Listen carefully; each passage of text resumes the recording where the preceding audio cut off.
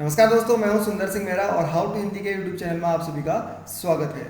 मैंने हमारे how to Hindi के फेसबुक पेज पे कुछ समय पहले एक पोस्ट डाला था जिसमें मैंने आप सभी लोगों से पूछा था कि क्या आप लोग जानना चाहते हैं आपका कंप्यूटर समय के साथ साथ स्लो क्यों हो जाता है। तो आप सभी लोगों ने इस बारे में वीडियो बनाने के लिए बोला था, तो आज के इस वीडियो में मैं आप सभी लोगों को यही बताने वाला हूँ। एक्चुअली होता क्या है, जब भी हम कोई एक नया कंप्यूटर या फिर एक नया लैपटॉप खरीद के लेके आते हैं उस समय उसकी जो परफॉर्मेंस होती है और उसकी जो स्पीड होती है वो काफ़ी ज़्यादा तेज़ होती है, काफ़ी फास्ट होती है। लेकिन जैसे जैसे हम उसको यूज़ करते हैं, हम उसमें बहुत सारे सॉफ्टवेयर को इंस्टॉल करते हैं, फिर अनइंस्टॉल करते हैं, तो उसकी परफॉर्मेंस और उसकी स्पीड जो है काफ़ी डाउन हो जाती है और कई कई बार वो काफ़ी ज़्यादा हैंग होने लग जाता है और वो हमें कोई भी काम करने नहीं देता है। और अक्सर आप में से कई लोग मेरे से डेली ये क्वेश्चन पूछते रहते हैं कि हमने बहुत ही अच्छा और बहुत ही महंगा एंटीवायरस खरीद के अपने कंप्यूटर में डाला है, लेकिन उससे भी उसकी परफॉर्मेंस में, उसकी स्पीड में कोई फर्क नहीं पड़ता है, वो काफ़ी ज़्यादा हैंग करता है, काफ़ी उसमें एरर्स आती हैं। तो आज के इस वीडियो में मैं आप सभी लोगों को यही सारे कारण बताऊंगा जिससे आपका कंप्यूटर समय के साथ साथ स्लो हो जाता है। और साथ ही साथ मैं आपको इस वीडियो के लास्ट में सारे पॉसिबल तरीके बताऊंगा जिससे आप अपने कंप्यूटर की जो परफॉर्मेंस है, उसकी जो स्पीड है, उसको लाइफ टाइम के लिए मेंटेन कर सकते हैं जैसी उसकी स्पीड जो है खरीदते समय थी। तो अगर आप जानना चाहते हैं तो आप इस वीडियो को लास्ट तक का देखते रहिए। वीडियो हो सकता है थोड़ा सा लंबा हो, लेकिन आपको इस वीडियो में काफ़ी कुछ सीखने को मिलेगा। तो आप इस वीडियो को लास्ट तक का देखिए अगर आप सारे के सारे पॉसिबल सॉल्यूशन जानना चाहते हैं जिससे आप अपने कंप्यूटर की स्पीड को और परफॉर्मेंस को मेंटेन कर सकते हैं।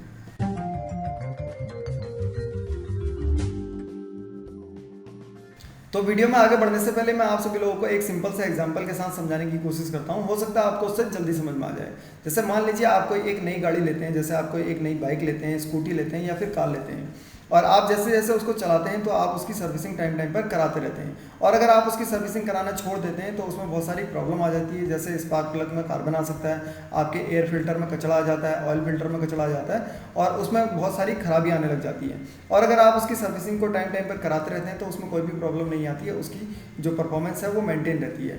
सेम वही केस हर किसी मशीन के साथ होता है। कोई भी मशीन आप लेंगे, आपको उसकी सर्विसिंग जो है वो टाइम टाइम पर करानी पड़ती है। और यही केस हमारे कंप्यूटर के साथ भी होता है। जब भी हम कोई एक नया कंप्यूटर खरीद के लेके आते हैं उस समय उसमें बिल्कुल साफ होता है, सिर्फ एक ऑपरेटिंग सिस्टम होता है और दो चार आपके छोटे मोटे सॉफ्टवेयर होते हैं, तो उसमें कोई कूड़ा कभाड़ नहीं होता है। लेकिन जैसे जैसे समय बीतते रहता है, हम अपने कंप्यूटर को यूज़ करते रहते हैं, उसमें बहुत सारे सॉफ्टवेयर को इंस्टॉल करते हैं, कुछ को अनइंस्टॉल करते हैं, तो उसमें बहुत सारा कूड़ा कभाड़ जो है वो जमा हो जाता है।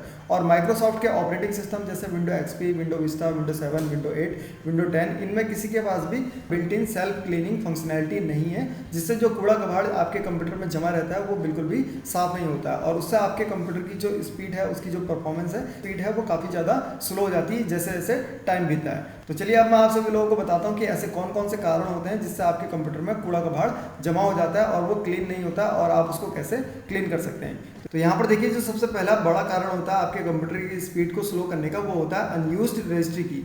तो रजिस्ट्री की क्या होती है, इसके लिए मैं एक सेपरेट वीडियो बना दूंगा। अभी फिलहाल आप इतना समझ लीजिए कि जब भी आप कोई एक नया सॉफ्टवेयर खरीदते हैं तो आप उसको जब अपने कंप्यूटर में इंस्टॉल करते हैं तो वहाँ पर आपकी रजिस्ट्री में वो जाके ऐड हो जाता है की के फॉर्म में। तो ऐसी जितने भी सॉफ्टवेयर आप अपने कंप्यूटर में इंस्टॉल करते हैं वो सारी की सारी वहाँ पर उनकी कीज जो है वो रजिस्ट्री में ऐड हो जाती हैं। और मान लीजिए आप किसी सॉफ्टवेयर को अनइंस्टॉल करते हैं तो वहाँ पर से जो रजिस्ट्री में की ऐड हुई है वो ज़रूरी नहीं है कि वहाँ पर से वो डिलीट हो जाए, और ऐसी करके आपकी वहाँ पर बहुत सारी कीज़ होती हैं। और जब आपका ऑपरेटिंग सिस्टम उन सारी की सारी कीज़ को, जो यूज़ में है वो वाली और जो यूज़ में नहीं है, उन सारी की को रीड करता है, तो वहाँ पर से मान लीजिए कोई एक ऐसी की है, एक नहीं बहुत सारी होती हैं होने को, तो मैं आपको एक की के बारे में एग्जांपल लेके समझा रहा हूँ। जैसे कोई एक की है जो वहाँ पर यूज़ नहीं हो रही है और वो की किसी एक पर्टिकुलर फाइल को टारगेट कर रही है। जब आपका ऑपरेटिंग सिस्टम उस की को पढ़ेगा और उसके बाद वहाँ पर से की में टारगेटेड फाइल को ढूंढेगा तो वहाँ पर वो टारगेटेड फाइल वहाँ पर उसको नहीं मिलेगी, क्योंकि आपने सॉफ्टवेयर को अनइंस्टॉल कर दिया और वो जो फाइल थी वहाँ पर से वो डिलीट हो चुकी है। तो आपका जो ऑपरेटिंग सिस्टम है वो वेट करेगा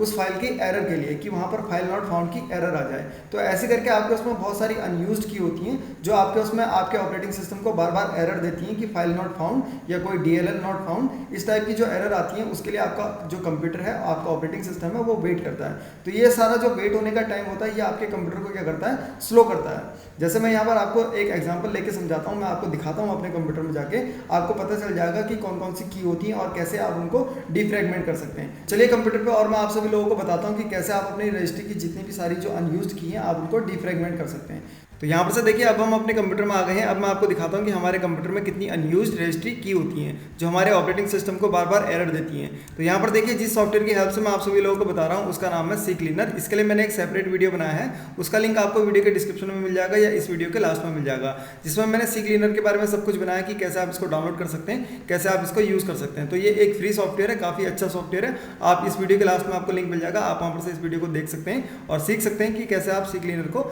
यूज़ कर सकते हैं। तो यहाँ पर देखिए इसमें एक टैब होता है रजिस्ट्री का। मैं क्या करता हूँ यहाँ पर से इस टैब के अंदर जाते हैं और यहाँ पर से मैं क्या करता हूँ स्कैन करता हूँ वो सारे इशूज़ जो हमारे ऑपरेटिंग सिस्टम को फेस करने पड़ते हैं जब हमारा कंप्यूटर चलता है। तो यहाँ पर से देखिए मैं यहाँ पर से स्कैन में क्लिक करा और यहाँ पर से देखिए ये सारी की सारी जितने भी हमारे उसमें रजिस्ट्री ये देखिए सारी की सारी पड़ी हुई है वो सारी की सारी उठा के लेके आएगा। जैसे यहाँ पर देखिए हेल्प फाइल्स हैं, फॉन्ट से अगर कोई रजिस्ट्री फॉन्ट से संबंधित कोई रजिस्ट्री में प्रॉब्लम आ रही है या फिर कोई DLL से संबंधित आ रही है या फिर मेमोरी डंप से आ रही है तो ये सारी की सारी रजिस्ट्री यहाँ पर ये देखिए ये लेके आ रहा है।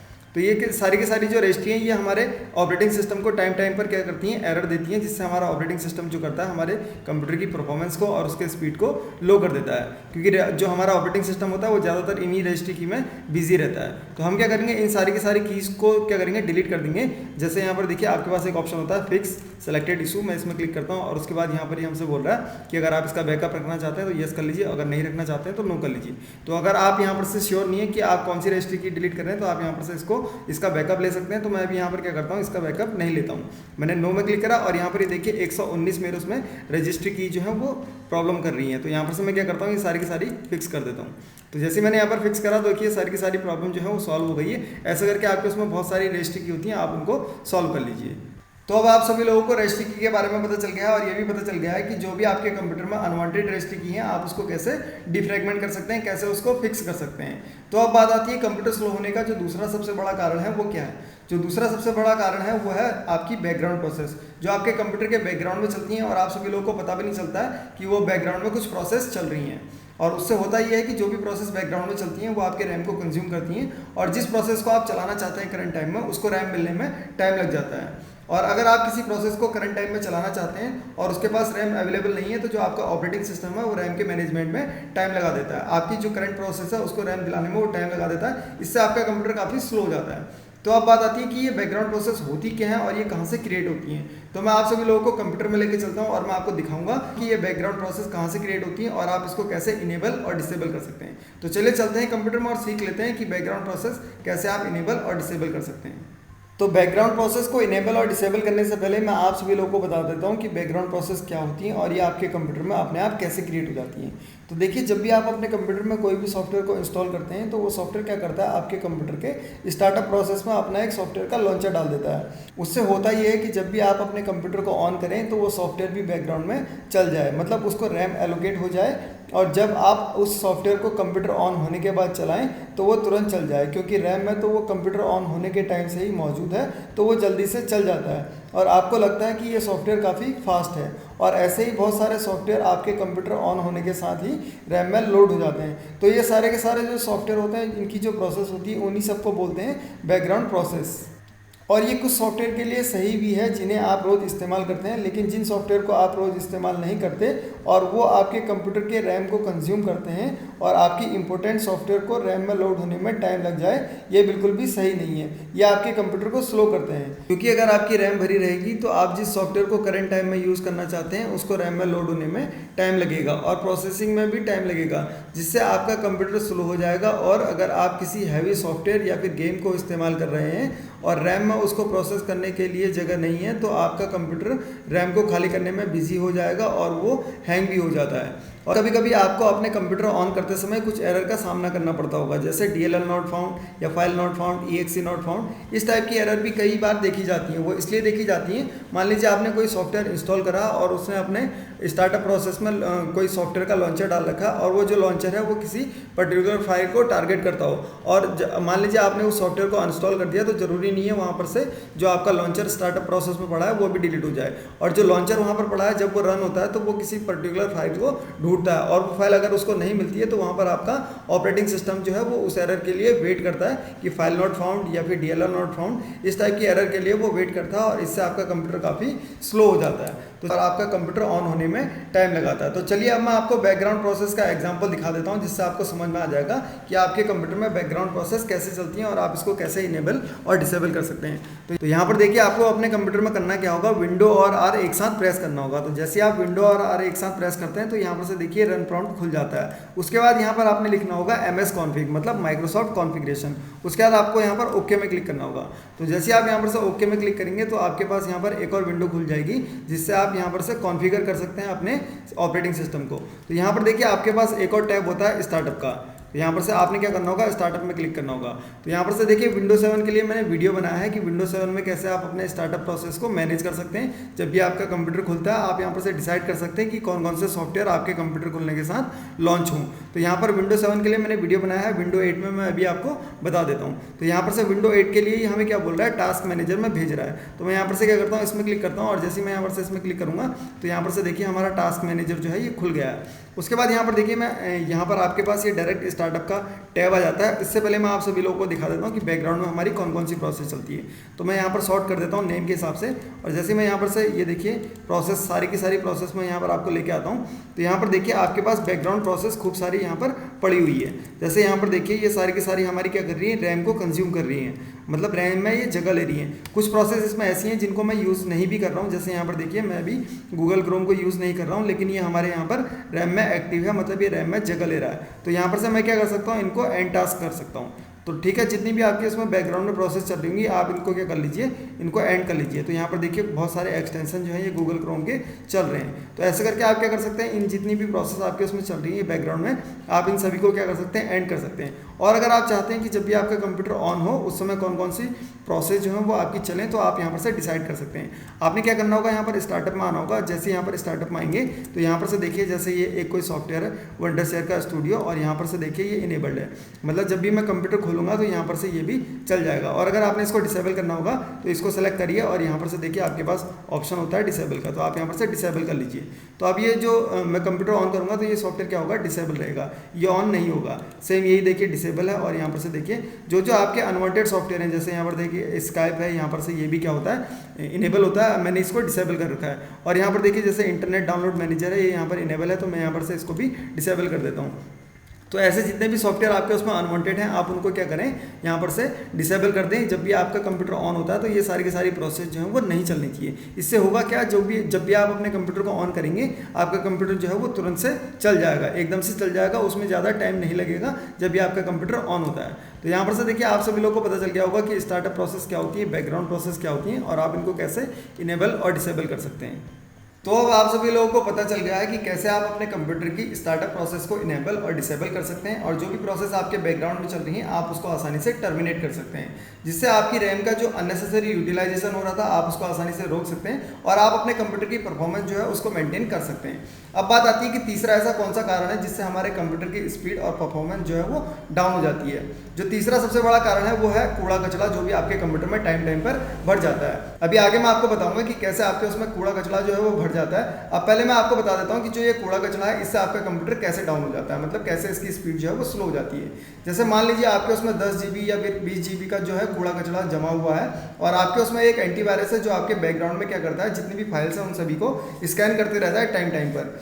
अब मान लीजिए आपके उसमें 10 GB की जो फाइल है वो स्कैन हो रही है टाइम टाइम पर। जब भी आपका कंप्यूटर खुलता है या फिर बैकग्राउंड में जब भी एंटीवायरस को लगता है कि इस फाइल में वायरस है, तो वो क्या करता है, सारी की सारी फाइल को स्कैन करते रहता है। उससे होता ये है कि जो भी आपका एंटीवायरस है वो बहुत सारे रिसोर्सेज लेता है, जैसे वो CPU का यूटिलाइजेशन करेगा, रैम का यूटिलाइजेशन करेगा, और भी कई रिसोर्सेज का वो यूटिलाइजेशन करेगा, जिससे आपके कंप्यूटर की जो स्पीड और परफॉर्मेंस है वो स्लो हो जाती है। अब बात आती है कि ये जो टेम्परेरी फाइल्स होती हैं और ये जंक फाइल्स होती हैं, ये आपके कंप्यूटर में क्रिएट कैसे होती हैं। तो यहाँ पर देखिए जब भी आप किसी एक सॉफ्टवेयर पे काम करते हैं या फिर किसी भी एक फाइल पे काम करते हैं, तो आपका जो ऑपरेटिंग सिस्टम है वो क्या करता है, उस फाइल की एक टेम्परेरी फाइल बना देता है जो आपके C ड्राइव में सेव हो जाती है। इससे पहले मैंने आप सभी लोगों को एक वर्चुअल रैम के बारे में बताया था कि कैसे आप अपने कंप्यूटर की वर्चुअल रैम जो है वो इंक्रीज कर सकते हैं, जिससे आपकी परफॉर्मेंस जो है वो सुधर जाएगी आपके कंप्यूटर की। अब यहाँ पर देखिए जो भी फाइल ऑपरेटिंग सिस्टम बनाता है आपकी टेम्परेरी फाइल, वो क्या करता है, आपके वर्चुअल रैम पे उसको सेव करता है। तो यहाँ पर देखिए आपके कंप्यूटर का जो प्रोसेसर होता है उसको प्रोसेसिंग करने के लिए जब डेटा चाहिए होता है सबसे पहले वो चेक करता है कैश में। अगर उसको कैश में वो डेटा नहीं मिला तो उसके बाद वो चेक करता है रैम पर। अगर उसको वो रैम पर भी नहीं मिला तो उसके बाद वो आपके उसमें जो वर्चुअल रैम बनी हुई है उसमें वो डेटा चेक करता है। अगर वर्चुअल रैम पे भी वो अवेलेबल नहीं है तो वो आपके जिस भी ड्राइव में वहाँ पर उसका जो प्रोजेक्ट पड़ा हुआ है वहाँ पर से वो क्या करेगा, उस डेटा को उठा के लेके आएगा, या फिर जो भी फाइल पड़ी होगी जिस भी लोकेशन पर पड़ी होगी वो वहाँ पर से उठा के लेके आता है। तो ये काफ़ी लंबा प्रोसेस हो जाता है, इसलिए वो क्या करता है आपका ऑपरेटिंग सिस्टम जो भी रिसोर्सेज आपके प्रोसेसर को चाहिए होते हैं वो सारे के सारे वो सी ड्राइव में आपकी वर्चुअल रैम में लेके आता है, जिससे आपका प्रोसेसिंग जो है वो काफ़ी फास्ट हो जाता है। लेकिन जब भी आप उस सॉफ्टवेयर को या फिर उस प्रोजेक्ट को बंद कर देते हैं तो जो टेम्परेरी फाइल आपकी सी ड्राइव में बनी हुई है, मतलब वर्चुअल रैम में बनी हुई है, वो क्या करता है वहाँ पर से वो डिलीट नहीं करता है, वो फाइल वहाँ पर आपकी पड़ी रहती है। ऐसे करके आप जितने भी आपके कंप्यूटर में जो भी काम कर रहे होते हैं उन सबकी क्या होती है, टेम्परेरी फाइल जो आपके उसमें क्रिएट हो जाती है, जो आपके हार्ड डिस्क का स्पेस जो है वो काफ़ी ज़्यादा बढ़ा जाती है। और दूसरा जो कारण होता है, जैसे मान लीजिए आप बहुत सारे डाउनलोड क्लाइंट यूज़ करते हैं, जैसे आप IDM यूज़ करते हैं या फिर टोरेंट यूज़ करते हैं, तो कभी कभी हम बहुत बड़ी बड़ी फाइल जो है वो डाउनलोड करते हैं और कुछ फाइल्स ऐसी होती हैं जो हमारी 70, 80, 90% में आके रुक जाती हैं और फिर वो कभी उसका कंप्लीट डाउनलोड नहीं होता है। तो ये जो आधा अधूरी जो डाउनलोड फाइल होती हैं वो सारी की सारी हमारी क्या होती हैं, हमारे हार्ड डिस्क का जो स्पेस है उसको ऑक्यूपाई करती हैं। यहाँ पर से भी आपको उसमें कूड़ा कचरा जमा हो जाता है। तीसरा जो कारण होता है आपके कंप्यूटर में कूड़ा कचरा भरने का, वो होता है जब भी आप इंटरनेट को यूज़ करते हैं अपने कंप्यूटर में, किसी भी ब्राउजर में कोई भी वेब पेज खोलते हैं, तो वेब पेज आपके कंप्यूटर में डिस्प्ले होने से पहले वो क्या करता है, सारा का सारा जितना डेटा होता है उस वेब पेज में, जैसे कुछ इमेजेस हो गई या फिर टेक्स्ट हो गया, ये सारा का सारा डेटा आपके कंप्यूटर में पहले डाउनलोड होगा, तब जाके आपको वो ब्राउजर में विजिबल होगा। तो वो सारा का सारा जो डाउनलोड हुआ है वो सारा का सारा आपके कंप्यूटर में वैसे ही रहता है, वो कहीं पर कभी भी डिलीट नहीं होता है, तो आपको वो मैनुअली डिलीट करना होता है। तो यहाँ पर मैं आपको कंप्यूटर पे लेके चलता हूँ और मैं दिखाऊंगा आपको कि आपके उसमें कितनी टेम्परेरी और जंक फाइल जो है वो टाइम टाइम पर बन जाती है। तो चलिए चलते हैं कंप्यूटर में और देख लेते हैं कि कितनी हमारे उसमें टेम्परेरी और जंक फाइल है। तो यहाँ पर देखिए हम अपने कंप्यूटर में आ गए हैं। अब टेम्परेरी और जंक फाइल को देखने के लिए सबसे पहले मैं क्या करता हूँ, विंडो और R में प्रेस करता हूँ और यहाँ पर से मैं इसमें TEMP और यहाँ पर से हम टेम्परेरी फोल्डर में आ गए। तो यहाँ पर देखिए जितनी भी टेम्परेरी फाइल्स हैं ये हमारे किसी भी काम की नहीं है और ये हमारे उसमें जमा हो गई हैं। तो मैं यहाँ पर से इसकी प्रॉपर्टी चेक करता हूँ, ऑल्ट एंटर मैंने प्रेस करा सेलेक्ट करके। तो यहाँ पर देखिए 50 MB का जो ये डेटा है ये हमारी टेम्परेरी फाइल है। अब मैं यहाँ पर से दूसरी टेम्परेरी फाइल भी देख लेते हैं। विंडो और R प्रेस करा मैंने और उसके बाद यहाँ पर परसेंटेज लगाया TEMP और फिर से परसेंटेज लगाया और उसके बाद एंटर प्रेस करा। तो यहाँ पर ये देखिए ये भी सारी की सारी आपकी क्या है, टेम्परेरी फाइल्स हैं। जैसे मैं यहाँ पर से इसको भी कंट्रोल A और ऑल्ट एंटर से मैं इसका प्रॉपर्टी चेक करता हूँ। तो यहाँ पर ही देखिए 2 GB के आसपास जो है हमारे उसमें टेम्परेरी फाइल जो है वो जमा है। यहाँ पर देखिए और भी मैं आपको टेम्परेरी और जंक फाइल जो है वो दिखाता हूँ। जैसे यहाँ पर देखिए हम एक सॉफ्टवेयर के बारे में मैं आप सभी लोगों को बता रहा था, सी क्लीनर। इसका जो लिंक है मैं वीडियो के डिस्क्रिप्शन में डाल दूंगा, आप वहाँ पर से इस वीडियो को देख सकते हैं। तो यहाँ पर देखिए आपके पास एक ऑप्शन होता है क्लीनर का और यहाँ पर आपके पास सारे के सारे सॉफ्टवेयर हैं जो टेम्परेरी फाइल्स आपके उसमें क्रिएट करते हैं। जैसे ये विंडो की टेम्परेरी फाइल्स के बारे में, यहाँ पर जितनी भी एप्लीकेशन आप यूज़ कर रहे हैं उनकी टेम्परेरी फाइल्स के बारे में। तो अभी मैं क्या करता हूँ, एनालाइज करता हूँ और देखते हैं हमारे उसमें कितनी टेम्परेरी फाइल जो है वो अभी तक का बन चुकी हैं। तो ये यहाँ पर ये एनालाइज कर रहा है और यहाँ पर से शायद ही हमसे ब्राउज़र क्लोज करने के लिए बोलेगा। वैसे ब्राउज़र तो हमारे इसमें क्लोज ही हैं। तो यहाँ पर से देखिए ये एनालाइज कर रहा है और जैसे ये एनालाइज करेगा तो यहाँ पर ये मेरे को लेके आएगा कि एस्टिमेट मेरे उसमें कितनी टेम्परेरी और जंक फाइल्स हैं। फिर हम क्या करेंगे, उनको मैनुअली डिलीट करेंगे। यहाँ पर से देखिए इसने सारी की सारी जो फाइल्स हैं उसको एनालाइज कर लिया और यहाँ पर ये मेरे को बता रहा है कि मेरे उसमें 24.5 GB जो है ये डिलीट होना है। तो यहाँ पर से ये बता रहा है कि इतनी जो फाइल्स हैं अभी कोई भी डिलीट नहीं हुई हैं और यहाँ पर ये सारी की सारी डिटेल्स लेके आ गया है कि कौन से सॉफ्टवेयर में कितनी जो टेम्परेरी और जंक फाइल जो है वो बनी हुई हैं। तो मुझे क्या करना होगा, इन सभी को डिलीट करना होगा और अगर मैं इनको डिलीट नहीं करूँगा और मेरे उसमें कोई एंटीवायरस है तो वो क्या करेगा, इन सारी की सारी फाइल को टाइम टाइम पर स्कैन करेगा, जिससे मेरे कंप्यूटर की स्पीड और परफॉर्मेंस जो है वो काफ़ी डाउन हो जाएगी। और यहाँ पर ये देखिए जो 24.5 GB का डेटा है ये काफ़ी मेरे कंप्यूटर को स्लो कर देगा। तो मैं क्या करता हूँ, यहाँ पर से इसको डिलीट कर देता हूँ। रन क्लीनर में मैं क्लिक करूँगा और उसके बाद यहाँ पर से मैं क्या करूँगा, इसको परमानेंटली डिलीट कर दे, क्योंकि ये मेरे किसी काम की नहीं है। जो भी टेम्परेरी फाइल्स और जंक फाइल्स होती हैं आपके कंप्यूटर में किसी भी काम की नहीं होती हैं। आपको टाइम टू टाइम पर इसको क्लियर कर देना चाहिए, अपने सिस्टम को साफ कर देना चाहिए। तो ये जो सॉफ्टवेयर है ये काफ़ी अच्छा है। ये आपके कंप्यूटर में जितनी भी टेम्परेरी फाइल्स या फिर जंक फाइल्स होती हैं उनको एक साथ इकट्ठा करके आपको दिखा देता है। आपको मैनुअली हर किसी फोल्डर में जाके वहाँ पर से डिलीट करना नहीं होता है। तो आप इस सॉफ्टवेयर को डाउनलोड कीजिए और इसको यूज़ कीजिए। फ्री का सॉफ्टवेयर है, काफ़ी अच्छा सॉफ्टवेयर है। तो यहाँ पर से देखिए सारी की सारी जो फाइल्स हैं इसने डिलीट कर दी हैं। तो ऐसे करके आप आसानी से अपने कंप्यूटर का जो कूड़ा कचरा है उसको आसानी से साफ कर सकते हैं और अपने कंप्यूटर का जो भी ऑप्टिमाइजेशन है उसको अच्छे से ट्यून अप कर सकते हैं। तो अब आप सभी लोगों को पता चल गया है कि कैसे आप अपने कंप्यूटर से टेम्परेरी फाइल्स और जंक फाइल्स को आसानी से डिलीट कर सकते हैं। अब मैं आपको बताता हूं कि चौथा ऐसा कौन सा कारण है जिससे आपका कंप्यूटर स्लो हो जाता है। तो जो चौथा कारण है वो है आपका एंटीवायरस। अब आप लोग कहेंगे कि एंटीवायरस से कैसे हमारा कंप्यूटर स्लो हो जाता है, तो वो भी मैं आप सभी लोगों को बताता हूँ। जैसे मान लीजिए आपके कंप्यूटर में बहुत सारी टेम्परेरी फाइल्स और जंक फाइल्स हैं, तो आपके कंप्यूटर का एंटीवायरस क्या करेगा, उन सभी फाइल्स को टाइम टाइम पर स्कैन करते रहेगा। तो उससे क्या करेगा, वो ज़्यादातर जितने रिसोर्सेज हैं आपके कंप्यूटर में उन सभी को बिजी रखेगा। जैसे प्रोसेसर को बिजी रखेगा और आपके जितनी रैम है उनको उसको कंज्यूम करेगा। तो इससे आपका कंप्यूटर जो हो जाता है काफ़ी स्लो हो जाता है। दूसरा कारण यहाँ पर देखिए, जैसे अगर आपके उसमें 2 एंटीवायरस आपने डाल दिए हैं तो वो क्या करेंगे, एक दूसरे की फाइल को समझेंगे वायरस और उनको बार बार वो क्या करेंगे, आपस में लड़ाई करेंगे। तो उससे क्या होगा, आपका जो पीसी है वो क्या हो जाता है, स्लो हो जाता है। और तीसरा यहाँ पर देखिए, मान लीजिए आपके कंप्यूटर में बहुत ही हैवी एंटीवायरस है, बहुत ही ज़्यादा रिसोर्सेज का वो यूज़ करता है। उससे क्या होगा, वो सारे के सारे रिसोर्सेज क्या करेगा, अपने पास रखेगा और आपकी जो इंपॉर्टेंट प्रोसेस है उनको वो आपके रिसोर्सेज नहीं देगा, जिससे आपका कंप्यूटर क्या होगा, काफ़ी स्लो होगा। आपको रिसोर्सेज नहीं मिलेंगे अपने प्रोग्राम चलाने के लिए, तो उससे आपको लगेगा कि आपका जो कंप्यूटर है वो काफ़ी स्लो है। हालांकि जो एंटीवायरस है वो अपना काम जो बिल्कुल सही कर रहा है, क्योंकि वो बार बार हर किसी चीज़ को एक एक करके क्या कर रहा है, स्कैन कर रहा है। वो अपना काम तो सही कर रहा है, लेकिन आपके रिसोर्सेज को वो बिजी रख रहा है, जिससे आपका कंप्यूटर जो है वो काफ़ी स्लो हो जाता है। पांचवा जो सबसे बड़ा कारण होता है जिससे आपका कंप्यूटर स्लो हो जाता है, वो होता है आपका ऑपरेटिंग सिस्टम वाली ड्राइव में स्पेस कम होना। जैसे मान लीजिए बहुत सारे लोगों के उसमें क्या होता है, सी ड्राइव में ही विंडो होती है, मतलब ऑपरेटिंग सिस्टम जो होता है वो सी ड्राइव में होता है। और अगर आपकी सी ड्राइव में स्पेस बहुत ही कम है तो उस केस में क्या होगा, जो आपका ऑपरेटिंग सिस्टम होगा वो आपके डेटा को मैनेज करने में लग जाएगा, इधर से उधर इधर से उधर। जैसे मान लीजिए आप कोई एक हैवी सॉफ्टवेयर यूज़ कर रहे हैं या फिर कोई एक हैवी गेम यूज़ कर रहे हैं, उस केस में आपके प्रोसेसर को बहुत सारे रिसोर्सेज की ज़रूरत होगी। जैसे उसको बहुत सारे डेटा की ज़रूरत होगी, जैसे उसको ग्राफिक्स की ज़रूरत होगी, साउंड की ज़रूरत होगी। तो वो क्या करेगा, आपके ऑपरेटिंग सिस्टम से बोलेगा भैया मेरे को ये वाला ग्राफिक्स चाहिए, ये वाला उठा के लेके आओ। तो अगर आपकी सी ड्राइव में स्पेस कम होगा तो आपका ऑपरेटिंग सिस्टम जो होगा वो बिजी हो जाएगा डेटा को मैनेज करने में। अगर सी ड्राइव में स्पेस कम होगा तो वहाँ से वो डेटा पहले खाली करेगा, दूसरी ड्राइव में भेजेगा, फिर वहाँ से जो आपको रिक्वायर ग्राफिक्स होंगे उनको लेके आएगा। तो इस केस में आपका ऑपरेटिंग सिस्टम बिजी हो जाता है आपके डेटा मैनेज करने में। और अगर आपकी विंडो वाली ड्राइव में स्पेस ज़्यादा होगा, मतलब काफ़ी ज़्यादा होगा, तो आपका जो ऑपरेटिंग सिस्टम होगा वो क्या करेगा, एक ही बार में सारा का सारा डेटा उठा के लेके आएगा और जैसे जैसे प्रोसेसर को रिक्वायर होगा वो वहाँ से क्या करेगा, उसको देते रहेगा।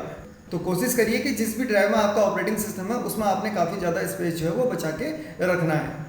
और छठा सबसे बड़ा कारण होता है जिससे आपके कंप्यूटर की स्पीड स्लो हो जाती है, वो होता है आपका वायरस और मालवेयर। अगर आपका कंप्यूटर वायरस से इन्फेक्टेड है तो वो आपका पीसी को स्लो कर देगा। खैर इसके लिए मैं दूसरा एक वीडियो बनाऊंगा जिसमें मैं आप सभी लोगों को बताऊंगा कि कौन कौन से वायरस होते हैं और वो कैसे कैसे आपके पीसी को नुकसान पहुंचा देते हैं। और सातवां सबसे बड़ा कारण होता है आपके कंप्यूटर स्लो होने का, वो होते हैं एनिमेटेड थीम और एनिमेटेड वॉलपेपर। अगर आप अपने कंप्यूटर में एनिमेटेड थीम और एनिमेटेड वॉलपेपर यूज़ करते हैं तो हमेशा उनको क्या होती है, रैम की ज़रूरत होती है, जिससे आपकी जो इंपॉर्टेंट प्रोसेस होती है उनको रैम नहीं मिल पाती है और आपका कंप्यूटर स्लो हो जाता है। ये तो थे कुछ ऐसे कारण जिससे आपका कंप्यूटर जो है वो समय के साथ साथ स्लो हो जाता है, उसकी स्पीड और परफॉर्मेंस स्लो हो जाती है। अब मैं आपको कुछ ऐसे सॉल्यूशन बताता हूँ जिससे आपके कंप्यूटर की स्पीड और परफॉर्मेंस जो है वो लाइफ टाइम के लिए मेंटेन रहेगी, आप उसको आसानी से मेंटेन कर सकते हैं। तो सबसे पहले यहाँ पर देखिए, जितनी भी आपके उसमें अनवांटेड रजिस्ट्री हैं आप उनको डिफ्रैगमेंट कर लीजिए। दूसरा यहाँ पर देखिए, जितनी भी आपके उसमें स्टार्टअप प्रोसेस हैं आप उन सभी को डिसेबल कर लीजिए। अगर आप नहीं चाहते हैं आपके कंप्यूटर के ऑन होने के साथ वो भी ऑन हो जाए, मतलब जितनी भी बैकग्राउंड प्रोसेस है आप उन सबको क्या कर दीजिए, टर्मिनेट कर दीजिए।